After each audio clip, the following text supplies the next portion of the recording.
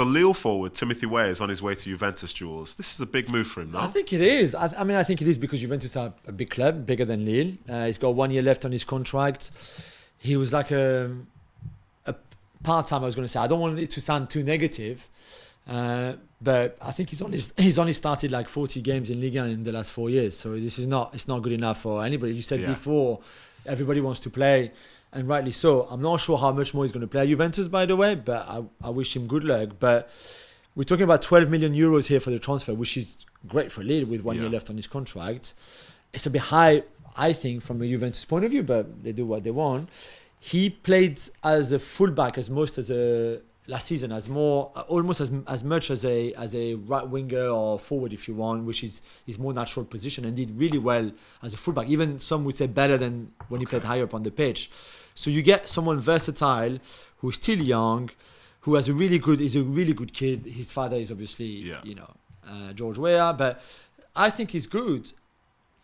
Does that mean that Juventus is going to go a bit younger, use more young players from their own academy, from players like Timothy Weah? Let's hope so. I just hope that he gets to a level in terms of maturity and experience everything where he's going to actually earn a starting place in that team, which would be great for him. Because if you leave Lille as a sub to go to Juventus as a sub, I'm not sure how much you've gained in here. How old is he? 23 now. Okay. I think at some point you're no longer a young player, and that point is probably going to be when you move from France to Italy, and there's going to be a different level of expectation put upon your shoulders. And if you think that they're going to bring you in and just say, oh, you can just sit on the bench, like within a year, before you know it, you might be somewhere even you won't be somewhere worse, but you might be in a more difficult situation because now there's no history to fall back on to say that you're somebody that people should want.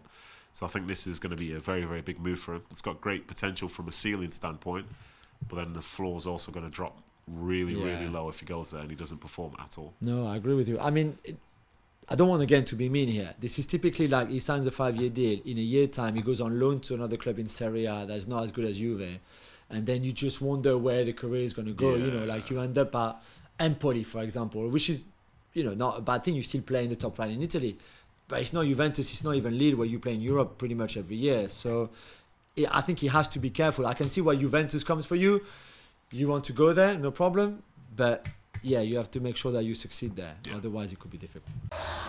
Well, thank you very much for watching ESPN on YouTube. For more sports highlights and analysis, be sure to download the ESPN app. And for live streaming, premium content, and let's not forget as well, ESPN FC 7 days a week. Subscribe to ESPN Plus.